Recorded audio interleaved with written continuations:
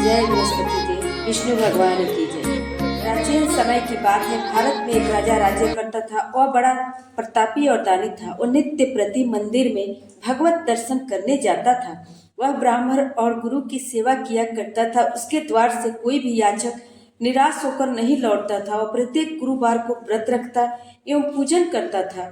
हर दिन गरीबों की सहायता करता था, परंतु यह सब बातें उसकी रानी को अच्छी नहीं लगती थी। वह न व्रत करती और न किसी को एक भी पैसा दान में देती थी। वह राजा से भी ऐसा करने से मना किया करती थी। एक समय की बात है, राजा शिकार खेलने वन को चले गए।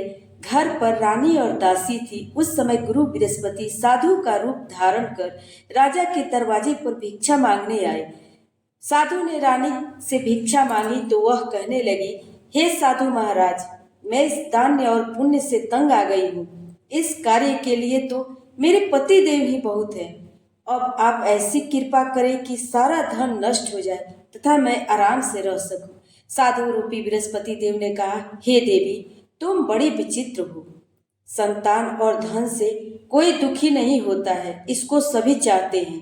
पापी भी पुत्र और धन की इच्छा करता है। अगर तुम्हारे पास धन अधिक है तो भूखे मनुष्यों को भोजन कराओ, प्याऊ लगवाओ, ब्राह्मणों को दान दो, धर्मशाला बनवाओ, कुआं, तालाब, बावड़ी, बगीचे आदि का निर्माण कराओ तथा निर्धनों के कुंवारी कन्याओं का विवाह कराओ। साथ में यज्ञ आदि कर्म करो। इस प्रकार के कर्मों से आपके कुल का और आपका नाम परलोक में सार्थक होगा और स्वर्ग की प्राप्ति होगी। परंतु रानी साधु की इन बातों से खुश नहीं हुई। उसने कहा, हे साधु महाराज, मुझे ऐसे धन की भी आवश्यकता नहीं जिसको मैं अन्य लोगों को दान दूं तथा जिसको रखने और संभालने में ही मेरा सारा समय नष्ट हो जाए। साधु ने कहा, हे देवी, तुम्हारी ऐसी इच्छा है तो जैसा मैं तुम्हें बताता हूँ वैसा ही करना। बृहस्पतिवार के दिन घर को गोबर से लीपना, अपने केसों को पीली मिट्टी से धोना, केसों को धोते समय स्नान करना, राजा से कहना वो हजामत करवाए, भोजन में मांस मदिरा खाना, कपड़ा धोबी के हाथ धुलने डालना। इस प्रकार 7 बार बृहस्पतिवार करने से तुम्हारा धन नष्ट हो जाएगा। यह कहकर साधु महाराज रूपी बृहस्पति देव अंतर्ध्यान हो गए। रानी ने साधु के कहने के अनुसार 7 बृहस्पतिवार तक वैसा ही करने का विचार किया। साधु के बताए अनुसार कार्य करते हुए केवल 3 बृहस्पतिवार ही बीते थे कि उसकी समस्त संपत्ति नष्ट हो गई। भोजन के लिए दोनों समय परिवार तरसने लगा तथा सांसारिक भोगों से दुखी रहने लगा।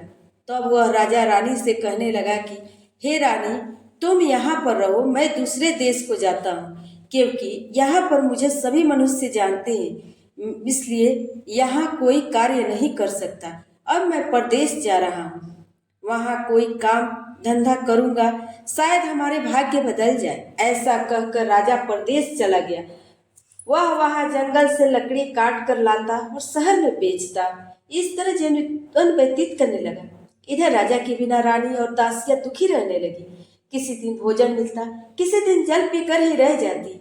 एक समय रानी और दासियों को 7 दिन बिना भोजन के व्यतीत करना पड़ा तो रानी ने अपनी दासी से कहा, हे दासी, यहाँ पासी के नगर में मेरी बहन रहती है, वह बड़ी धनवान है, तो उसके पास जा और वहां से 5 सेर बेझर मांग कर ले आ, जिससे कुछ समय के लिए गुजर हो जाएगा। दासी रानी की बहन के पास गई। रानी की बहन उस समय पूजा कर रही थी। बृहस्पतिवार का दिन था। दासी ने रानी की बहन से कहा, हे रानी, मुझे आपकी बहन ने भेजा है, मुझे 5 सेर बेझर दे दो। दासी ने यह बात अनेक बार कही, परंतु रानी की बहन ने कोई उत्तर नहीं दिया, क्योंकि वह उस समय बृहस्पतिवार की कथा सुन रही थी। जब दासी को रानी की बहन से कोई उत्तर नहीं मिला तो वह बहुत दुखी हुई। उसे क्रोध भी आया और वह लौटकर रानी से बोली, हे रानी, आपकी बहन तो बहुत धनी है, वह छोटे लोगों से बात भी नहीं करती। मैंने उससे तो कहा तो उसने कोई उत्तर नहीं दिया, मैं वापस चली आई। रानी बोली, हे दासी, इसमें उसका कोई दोष नहीं है। जब बुरे दिन आते हैं तब कोई सहारा नहीं देता। अच्छे बुरे का पत्ता विपत्ति में ही लगता है। जो ईश्वर की इच्छा होगी वही होगा, यह सब हमारे भाग्य का दोष है। उधर रानी की बहन ने सोचा कि मेरी बहन की दासी आई थी, परंतु उससे नहीं बोली, इससे वह बहुत दुखी हुई होगी। इस कथा को सुन और विष्णु भगवान का पूजन समाप्त कर वह अपने बहन के घर आई और कहने लगी, हे बहन, मैं बृहस्पतिवार का व्रत कर रही थी। तुम्हारी दासी हमारे घर गई थी, परंतु जब तक कथा होती है तब तक हम लोग न उठते हैं न बोलते हैं, इसलिए मैं नहीं बोली। कहो दासी, क्यों गई थी? रानी बोली, बहन, हमारे घर अनाज नहीं था। वैसे तुमसे कोई बात छिपी नहीं है, इस कारण मैंने दासी को तुम्हारे पास 5 सेर बेजा लेने के लिए भेजा था। रानी की बहन बोली, बहन देखो, बृहस्पति भगवान सबकी मनोकामना पूर्ण करते हैं। देखो, शायद तुम्हारे घर में अनाज रखा हो। यह सुन दासी घर के अंदर गई और वहां उसे एक घड़ा बेजर का भरा मिल गया। उसे बड़ी हैरानी हुई क्योंकि उसने एक एक बर्तन देख लिया था। उसने बाहर आकर रानी को बताया। दासी अपनी रानी से कहने लगी, हे रानी, देखो, वैसे जब हमको अन्न नहीं मिलता था तो हम रोज ही व्रत करते हैं। अगर इस व्रत की विधि और कथा पूछ ली जाए तो हम भी किया करेंगे। दासी के कहने पर रानी ने अपनी बहन से बृहस्पतिवार व्रत के बारे में पूछा। उसकी बहन ने बताया, हे रानी बहन, बृहस्पतिवार को सूर्योदय से पूर्व उठकर स्नान करके बृहस्पतिवार का व्रत करना चाहिए, लेकिन उस दिन सिर नहीं धोना चाहिए। बृहस्पतिवार के व्रत में चने की दाल व मुनाका से विष्णु भगवान का केले के वृक्ष की जड़ में पूजन करें तथा दीपक जलाएं। उस दिन एक ही समय भोजन करें। भोजन पीले खाद्य पदार्थ का करें और कथा सुने। इस प्रकार करने से गुरु भगवान प्रसन्न होते हैं, अन्न पुत्र धन देते हैं, मनोकामना पूर्ण करते हैं। व्रत और पूजन की विधि बताकर रानी की बहन अपने घर लौट आई। रानी और दासी दोनों ने निश्चय किया कि बृहस्पति देव भगवान का पूजन जरूर करेंगे। 7 दिन बाद जब बृहस्पतिवार आए तो उन्होंने व्रत रखा। घुड़साल में जाकर चन्ना गुड़ बीन लाई और उसकी दाल से केले की जड़ तथा विष्णु भगवान का पूजन किया। अब पीला भोजन कहाँ से आए? दोनों बड़ी दुखी हुई, परंतु उन्होंने व्रत किया था, इस कारण बृहस्पति भगवान प्रसन्न थे। एक साधारण व्यक्ति के रूप में वे 2 थालों में सुंदर पीला भोजन लेकर आए और दासी को देकर बोले, हे दासी, यह भोजन तुम्हारे और रानी के लिए है, तुम दोनों करना। दासी भोजन पाकर बड़ी प्रसन्न हुई। रानी से बोली, रानी जी, भोजन कर लो। रानी को भोजन आने के बारे में कुछ पता नहीं था, इसलिए वह दासी से बोली, जा तू ही भोजन कर, क्योंकि तू हमारी व्यर्थ में हंसी उड़ाती है। दासी बोली, एक व्यक्ति भोजन दे गया है। रानी कहने लगी, वह भोजन तेरे लिए दे गया है, तू ही भोजन कर। दासी ने कहा, वह व्यक्ति हम दोनों के लिए 2 थालों में भोजन दे गया है, इसलिए मैं और आप दोनों ही साथ साथ भोजन करेंगे। दोनों ने गुरु भगवान को नमस्कार कर भोजन प्रारंभ किया। उसके बाद से वे प्रत्येक बृहस्पतिवार को गुरु भगवान का व्रत और पूजन करने लगी। बृहस्पति भगवान की कृपा से उसके पास धन हो गया, परंतु रानी फिर पहले की तरह आलस्य करने लगी। तब दासी बोली, देखो रानी, तुम पहले भी इसी प्रकार आलस्य करती थी। तुम्हें धन के रखने में कष्ट होता था, इस कारण सभी धन नष्ट हो गया। अब गुरु भगवान की कृपा से धन मिला है तो तुम्हें बड़ी आलस्य होती है। बड़ी मुसीबत के बाद हमने धन पाया है, इसलिए हमें दान पुण्य करना चाहिए। भूखे मनुष्यों को भोजन कराओ, प्याऊ लगवाओ, ब्राह्मणों को दान दो, कुआं तालाब बावड़ी आदि का निर्माण कराओ, मंदिर परसाला बनवा कर दान दो, ब्राह्मणों को दान दो, कुआं तालाब बावड़ी, कुंवारी कन्याओं का विवाह करवाओ, धन को शुभ धर्म कर्मों खर्च करो, जिससे तुम्हारे कुल का यश बढ़े और स्वर्ग प्राप्त हो और पितृ प्रसन्न हो। दासी की बात मानकर रानी ने इसी प्रकार कर्म करने प्रारंभ किए, जिससे उसका काफी यश फैलने लगा। एक दिन रानी और दासी आपस में विचार करने लगी कि न जाने राजा किस दशा में होंगे, उनकी कोई खोज खबर नहीं है। गुरु भगवान ने उनसे उन्होंने प्रार्थना की और भगवान ने रात्रि में राजा से स्वप्न में कहा, हे राजा, उठ, तेरी रानी तुझको याद करती है, अब अपने देश को लौट जा। प्रातः काल राजा उठकर जंगल से लकड़ियां काटकर लाने के लिए जंगल की ओर चल पड़ा। जंगल से गुजरते हुए वह सोचने लगा, रानी की गलती से उसे कितने दुख भोगने पड़े। राजपाट छोड़कर उसे जंगल में आकर रहना पड़ा। जंगल से लकड़ियां काटकर उन्हें बेचकर गुजारा करना पड़ा। उसी समय उस जंगल में बृहस्पति देव साधु का रूप धारण कर आए और राजा के पास आकर बोले, हे लकड़हारी, तुम इस सुनसान जंगल में किस चिंता में बैठे हो, मुझे बताओ। यह सुन राजा के नेत्रों में जल भर आया और साधु की वंदना कर बोला, हे प्रभु, आप सब कुछ जानने वाले हैं। इतना कहकर राजा ने साधु को अपनी संपूर्ण कहानी सुना दी। महात्मा दयालु होते हैं। वे राजा से बोले, हे राजा, तुम्हारी पत्नी ने बृहस्पति देव के प्रति अपराध किया था, जिस कारण तुम्हारी यह दशा हुई। अब तुम किसी प्रकार की चिंता मत करो, भगवान तुम्हें पहले से अधिक धन देंगे। देखो, तुम्हारी पत्नी ने बृहस्पतिवार का व्रत प्रारंभ कर दिया है अब तुम भी बृहस्पतिवार का व्रत करके चने की दाल व गुड़ जल के लोटे में डालकर केले का पूजन करो, फिर कथा कहो और सुनो। भगवान तुम्हारी सभी मनोकामनाओं को पूर्ण करेंगे। साधु को प्रसन्न देखकर राजा बोला, हे प्रभु, मुझे लकड़ी बेचकर इतना पैसा नहीं बचता जिससे भोजन करने के उपरांत कुछ बचा सकूं। मैंने रात्रि में अपनी रानी को व्याकुल देखा है। मेरे पास कोई साधन नहीं जिससे समाचार जान सकूं। फिर मैं बृहस्पति देव की क्या कहानी कहूँ, मुझको तो कुछ भी मालूम नहीं। साधु ने कहा, हे राजा, तुम किसी बात की चिंता मत करो। बृहस्पतिवार के दिन तुम रोजाना की तरह लकड़ियां लेकर शहर में जाओ। तुम्हें रोज से दुगुना धन प्राप्त होगा, जिससे तुम भली भांति भोजन कर लोगे तथा बृहस्पति देव की पूजा का सामान भी आ जाएगा। बृहस्पति देव की कहानी। बृहस्पति देव की कथा। प्राचीन काल में एक बहुत ही निर्धन ब्राह्मण था। उसकी संतान नहीं थी। वह नित्य पूजा पाठ करता, परंतु उसकी स्त्री बहुत मलिनता के साथ रहती। वह न स्नान करती और न किसी देवता का पूजन करती थी। प्रातः काल उठते ही सर्वप्रथम भोजन करती, बाद में कोई अन्य कार्य करती। ब्राह्मण देवता बड़े दुखी रहते थे। पत्नी को बहुत समझाते, किंतु उसका कोई परिणाम नहीं निकलता। भगवान की कृपा से ब्राह्मण की स्त्री को कन्या उत्पन्न हुई। वह कन्या अपने पिता के घर में बड़ी होने लगी। वह बालिका प्रातः स्नान करके भगवान विष्णु का जाप करती। वह बचपन से ही बृहस्पतिवार का व्रत भी करने लगी।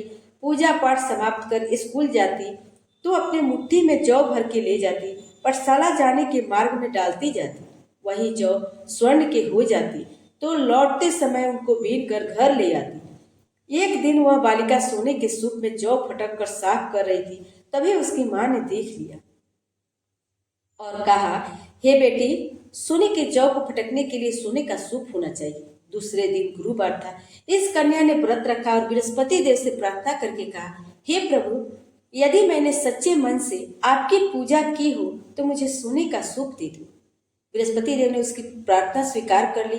रोजाना की तरह वह कन्या जौ फैलाती हुई स्कूल चली गई। स्कूल से जौ लौटकर जब वह जौ बीन रही थी तो बृहस्पति देव की कृपा से उसे सोने का सूप मिला।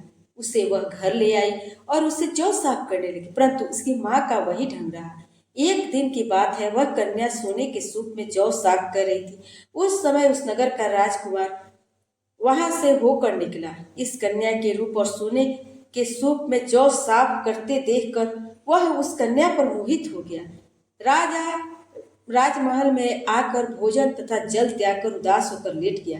राजा को जब राजकुमार द्वारा अन्न जल त्यागने का समाचार ज्ञात हुआ तो वह अपने मंत्रियों के साथ वह अपने पुत्र के पास गए और बोले, हे बेटा, तुम्हें किस बात का कष्ट है? किसी ने अपमान किया है अथवा कोई अन्य कारण हो? मुझे बताओ, मैं वही करूंगा जिससे तुम्हें प्रसन्नता हो। राजकुमार ने अपने पिता की बातें सुनी और बोला, मुझे आपकी कृपा से किसी बात का दुख नहीं है। किसी ने मेरा अपमान नहीं किया है, परंतु मैं उस लड़की के साथ विवाह करना चाहता हूँ जो सोने के सूप में जौ साफ कर रही थी। यह सुन राजा आश्चर्य में पड़ गया और बोला, हे बेटा, इस तरह की कन्या का पता तुम ही लगाओ। मैं उसके साथ तुम्हारा विवाह अवश्य ही कर दूंगा। राजकुमार ने उस लड़की के घर का पता बतलाया। मंत्री उस लड़की के घर गया और राजा के आदेश ब्राह्मण को सुनाया। कुछ ही दिन के बाद ब्राह्मण की कन्या का विवाह राजकुमार के साथ संपन्न हो गया। कन्या के घर से जाते ही उस ब्राह्मण देवता के घर में पहले की भांति गरीबी का वास हो गया। अब भोजन के लिए भी अन्न बड़ी मुश्किल से मिलता था। एक दिन दुखी होकर ब्राह्मण अपनी पुत्री से मिलने गए। बेटी ने पिता की दुखी अवस्था को देखा और अपनी माँ का समाचार पूछा। ब्राह्मण ने सभी हाल कह डाला। कन्या बहुत सा धन देकर अपने पिता को विदा कर दिया। इस तरह ब्राह्मण का कुछ समय सुखपूर्वक व्यतीत हुआ, लेकिन कुछ दिन बाद फिर वही हाल हुआ। ब्राह्मण फिर अपनी कन्या के यहाँ गया और सभी हाल कहा तो पुत्री बोली, हे पिताजी, आप माताजी को यहाँ लिवा ला, मैं उन्हें विधि बता दूंगी जिससे गरीबी दूर हो जाए। ब्राह्मण देवता अपनी स्त्री को साथ लेकर अपने पुत्री के पास राजमहल में पहुंचे तो पुत्री ने अपनी माँ को समझाने लगी, हे माँ, तुम प्रातः काल उठकर प्रथम स्नान करके विष्णु भगवान का पूजा करो और सब दरिद्रता दूर हो जाएगी। परंतु उसकी माँ ने उसकी एक भी बात नहीं मानी। वह प्रातः काल उठकर अपनी पुत्री का बचा हुआ जूठन खा लेती थी। एक दिन उसकी पुत्री को भी बहुत गुस्सा आया। उसने एक रात एक कोठरी से सारा सामान निकाल दिया और अपनी माँ को उसमें बंद कर दिया। प्रातः काल उसमें से उसे निकाला और स्नान करा के पूजा पाठ करवाया तो उसकी माँ की बुद्धि ठीक हो गई। इसके बाद वह नियम से पूजा पाठ करती, प्रत्येक बृहस्पतिवार का व्रत रखने लगी। इस व्रत के प्रभाव से उसकी माँ की भी बुद्धि ठीक हो गई और वह बहुत धनवान हो गई। बृहस्पति देवता के प्रभाव से स्वर्ग गई। वह ब्राह्मण भी सुख पूर्वक इस लोक का सुख भोग कर स्वर्ग को प्राप्त हुआ। इस तरह कहानी कहकर साधु देवता वहां से अंतर्ध्यान हो गए।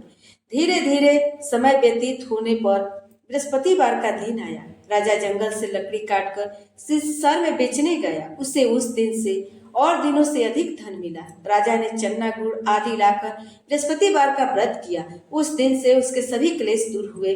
परंतु जब अगला गुरुवार का दिन आया तो वह बृहस्पतिवार का व्रत करना भूल गया। इस कारण बृहस्पति भगवान नाराज हो गए। उस दिन उस नगर के राजा ने विशाल यज्ञ का आयोजन किया तथा वह अपने समस्त राज्य में घोषणा करवा दी, कोई भी मनुष्य अपने घर न भोजन बनावे न आग जलावे। समस्त लोग मेरे यहाँ भोजन करने आवे। इस आज्ञा को जो न मानेगा उसको फांसी की सजा दी जाएगी। राजा की आज्ञा अनुसार राज्य के सभी वासी राजा के भोज में सम्मिलित हुए, लेकिन लकड़हारा कुछ देर से पहुंचा, इसलिए राजा उसको अपने साथ महल में ले गए। जब राजा लकड़हारे को भोजन करा रहे थे तो रानी की दृष्टि उस खूंटी पर पड़ी जिस पर उसका हार लटका हुआ था। उसे हार खूंटी पर लटका दिखाई नहीं दिया। रानी को निश्चय हो गया कि मेरा हार इसी लकड़हारे ने चुराया है। उसी समय सैनिक बुलवाकर उसको जेल में डलवा दिया।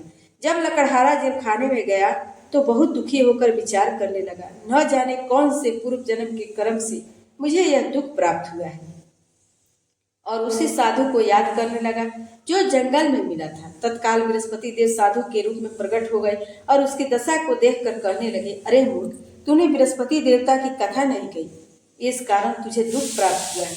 अब चिंता मत कर, बृहस्पतिवार के दिन जेल खाने के दरवाजे पर 4 पैसे पड़े मिलेंगे, उनसे तू बृहस्पति देव की पूजा करना तो तेरे सभी कष्ट दूर हो जाएंगे। अगले बृहस्पतिवार उसे जेल के द्वार पर 4 पैसे मिले।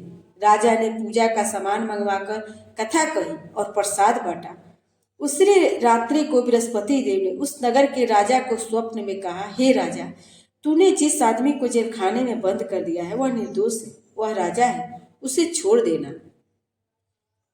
रानी का हार उससे खूंटी पर लटका हुआ है, अगर तू ऐसा नहीं करेगा तो मैं तेरे राज्य को नष्ट कर दूंगा। राजा प्रातः काल उठा, खूंटी पर हार टंगा देखकर लकड़हारे को बुलाकर क्षमा मांगी तथा राजा के योग्य सुंदर वस्त्र आभूषण भेंट कर उसे विदा किया। गुरुदेव की आज्ञा अनुसार राजा अपने नगर को चल दिया। राजा जब नगर के निकट पहुंचा तो उसे बड़ा ही आश्चर्य हुआ। नगर में पहले से अधिक बाग, तालाब और कुएं तथा बहुत सी धर्मशालाएं या मंदिर आदि बने हुए थे। राजा ने पूछा कि यह किसका बाग और धर्मशाला है। तब नगर के सब लोग कहने लगे कि यह सब रानी और दासी द्वारा बनवाए गए हैं। राजा को आश्चर्य हुआ और गुस्सा भी आ गया। जब रानी ने खबर सुनी कि राजा आ रहे हैं तो उसने अपनी दासी से कहा, हे दासी, यह देख, राजा हमको कितनी बुरी हालत में छोड़ गए थे, वह हमारी ऐसी हालत देखकर लौट न जाए, इसलिए तू दरवाजे पर खड़ी हो जा। रानी की आज्ञा अनुसार दासी दरवाजे पर खड़ी हो गई। जब राजा आए तो उन्हें अपने साथ महल में लिवा लाई। तब राजा ने क्रोध करके अपनी तलवार निकाली और पूछने लगा, बताओ यह धन तुम्हें कैसे प्राप्त हुआ। तब रानी ने बताया, हमें यह सब धन बृहस्पति देव के व्रत के प्रभाव से प्राप्त हुआ है। राजा ने तब निश्चय किया कि 7 रोज बाद तो सभी बृहस्पति देव का पूजन करते हैं, परंतु मैं रोजाना दिन में 3 बार कथा कहूंगा और रोज व्रत किया करूंगा। अब हर समय राजा के दुपट्टे में चने की दाल बंधी रहती और दिन में 3 बार कथा कहता। एक रोज राजा ने विचार किया, चलो अपनी बहन के यहाँ से हो आवे। इस तरह निश्चय कर राजा घोड़े पर सवार हो अपनी बहन के यहाँ चल दिया। मार्ग में उसने देखा कुछ आदमी एक मुर्दे को लिए जा रहे हैं। उन्हें रोककर राजा कहने लगा, अरे भाइयों, मेरी बृहस्पतिवार की कथा सुन लो। वे बोले, लो, हमारा आदमी मर गया है, इसको अपनी कथा की पड़ी है। परंतु कुछ आदमी बोले, अच्छा कहो, हम तुम्हारी कथा भी सुनेंगे। राजा ने दाल निकाली और कथा कहानी शुरू कर दी। जब कथा आधी हुई तो मुर्दा हिलने लगा और जब कथा समाप्त हो गई, राम राम कहते हुए मुर्दा खड़ा हो गया। राजा आगे बढ़ा तो उसे चलते चलते शाम हो गई। आगे मार्ग में उसे किसान खेत में हल चलाता मिला। राजा उससे बोला, अरे भैया, तुम मेरी बृहस्पतिवार की कथा सुनो। किसान बोला, जब तक मैं तेरी कथा सुनूंगा तब तक 4 हरैया जोत लूं। जा अपनी कथा किसी और को सुनाना। राजा आगे चलने लगा। राजा के हटते ही बैल पछाड़ खाकर गिर गए और किसान के पेट में बहुत जोर से दर्द होने लगा। उसी समय किसान की पत्नी रोटी लेकर आई। उसने जब यह सब देखा तो अपने पुत्र से सब हाल पूछा। बेटे ने सभी हाल सुना दिया। बुढ़िया दौड़ी दौड़ी उस घुड़सवार के पास गई और उससे बोली, मैं तेरी कथा सुनूंगी, तू अपनी कथा मेरे खेत पर चलकर कह। राजा ने लौटकर बुढ़िया के खेत पर जाकर कथा कही, जिसके सुनते ही बैल खड़े हो गए तथा किसान के पेट का दर्द बंद हो गया। राजा अपनी बहन के घर पहुंच गया। बहन ने भाई की खूब मेहमानी की। दूसरे रोज प्रातः काल राजा जगा तो वह देखने लगा कि सब लोग भोजन कर रहे हैं। राजा ने अपनी बहन से पूछा कि ऐसा कोई मनुष्य है जिसने भोजन नहीं किया हो, जो मेरी बृहस्पतिवार की कथा सुन ले। तो बहन बोली, हे भैया, यह देश ऐसा ही है। पहले यहाँ लोग भोजन करते हैं, बाद में अन्य कोई काम करते हैं। अगर कोई पड़ोस में हो तो देख आती हूँ। ऐसा कहकर बहन देखने चली, परंतु उसे कोई ऐसा व्यक्ति नहीं मिला जिसने भोजन न किया। वह एक कुम्हार के घर गई जिसका लड़का बीमार था। उसे मालूम हुआ कि उसके यहाँ 3 दिन से किसी ने भोजन नहीं किया है। रानी ने अपने भाई की कथा सुनने के लिए कुम्हार से कहा। वह तैयार हो गया। राजा ने जाकर बृहस्पतिवार की कथा कही, जिसको सुनकर उसका लड़का ठीक हो गया। अब तो राजा की प्रशंसा होने लगी। एक दिन राजा ने अपनी बहन से कहा, हे बहन, मैं अपने घर को जाऊंगा, तुम भी तैयार हो जाओ। राजा की बहन ने अपनी सास से अपने भाई के साथ जाने की आज्ञा मांगी। सास बोली, चली जा, परंतु अपने लड़कों को मत ले जाना, क्योंकि तेरे भाई को कोई संतान नहीं होती है। बहन ने अपने भाई से कहा, हे भैया, मैं तो चलूंगी, परंतु कोई बालक नहीं जाएगा। राजा ने कहा, जब कोई बालक नहीं चलेगा तब तुम ही जाकर ही क्या करोगी। दुखी मन से राजा अपने नगर को लौट आया। राजा ने अपनी रानी से कहा, हम निसंतान हैं, इसलिए कोई हमारे घर आना पसंद नहीं करता। इतना कह वह बिना भोजन किए सैया पर लेट गया। रानी बोली, हे प्रभु, बृहस्पति देव ने हमें सब कुछ दिया है, वे हमें संतान भी अवश्य देंगे। उसी रात राजा ने स्वप्न में कहा, बृहस्पति देव ने राजा को स्वप्न में कहा, हे राजा, उठ, सभी सोच को त्याग दे, तेरी रानी गर्भवती है। राजा को यह जानकर बड़ी खुशी हुई।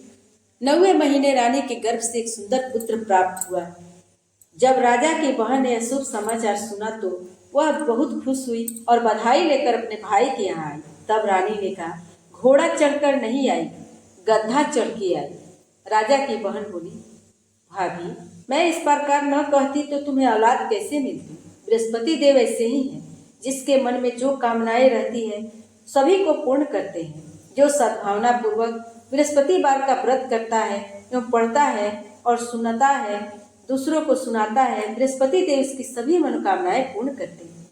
बृहस्पति देव उसकी सदैव रक्षा करते हैं। जो संसार में सद्भावना व सच्चे हृदय से बृहस्पति देव का पूजन करते हैं, उनकी सभी मनोकामनाएं उसी प्रकार पूर्ण होती है। जैसे रानी एवं राजा बृहस्पति देव की कथा का गुणगान किया, उसकी सभी इच्छाएं बृहस्पति देव ने पूर्ण की। मनुष्य को हृदय में उनका मनन करते हुए जयकार करना चाहिए। बृहस्पति भगवान की जय। प्रेम से बोलिए विष्णु भगवान की जय, लक्ष्मी माता की जय। अब हम लोग आरती को सुनते हैं। ओम जय बृहस्पति देवा, ओम जय बृहस्पति देवा, छिने छिने भोग लगाऊं कदली फल मेवा। जय बृहस्पति देवा, तुम पूरन परमात्मा, तुम अंतर्यामी, जगत पिता जगदीश्वर, तुम सबके स्वामी। ओम जय बृहस्पति देवा। चरणामृत निज निर्मल सब पातक हरता, सकल मनोरथ दायक कृपा करो भरता। ओम जय बृहस्पति देवा, तन मन धन सब कुछ करे अर्प। जो जन शरण पड़े, प्रभु प्रकट तब हो कर, आकर द्वार खड़े। ओम जय बृहस्पति देवा, दीन दयाल दयानिधि भक्तन हितकारी, सकल मनोरथ पाप दोष सब हरता, भव बंधन हारी। ओम जय बृहस्पति देवा, सकल मनोरथ दायक सब संशय हारी।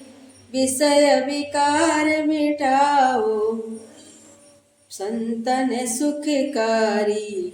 ओम जय बृहस्पति देवा, जो कोई आरती तेरी प्रेम सहित गावे, जेठानंद आनंद करे सो निश्चय फल पावे।